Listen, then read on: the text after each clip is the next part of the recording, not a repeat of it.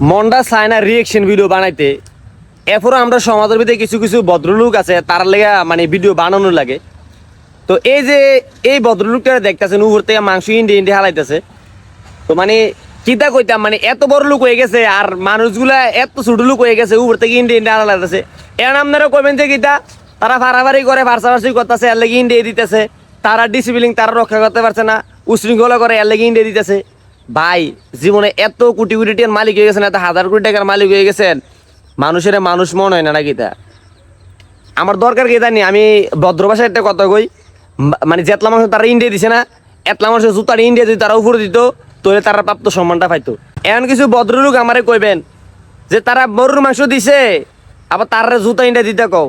ভাই এরকম দন থেকে না দন বহুত ভাল আছে। আর মানুষগুলো গরিব হইতে পারে, তবে মানুষের অসম্মানই না এগুলা, ঠিক আছে? প্রত্যেকটা মানুষের সম্মান আছে। আর একটা জিনিস মনে রাখবেন, আল্লাহ কিন্তু কইছে এই জিনিসটা, আপনি একটা মানুষের যদি সামনাসামনি অসম্মান করেন আলাদাভাবে নিয়ে হেড হইলে একটা, কিন্তু 10 জনের সামনে যদি সেই মানুষ অসম্মান হয় তাহলে এই গুণা আল্লাহ ক্ষমা করতো না। এই বড় লোকের আরো বড় লোক করক, কিছু কইতাম না, নোয়া খাইলে হলে কথা কইলে বলুক বাবুরে, মানে কইলে আমি খারাপ। ভাই আমি এর লেগে এই ভিডিও বানাতাম চাই না, সত্যি কথা আমার মুখ দিয়ে আলদা জিনিস আয় পরে, ঠিক আছে? এর লেগে আমি এই ভিডিও বানাতাম চাই না। তবে শেষে একটা কথা কমু, আমি নাহলে দোয়া করে দিলাম, দোয়া করে হালার করে হালা খাবি ভিক্ষা করে।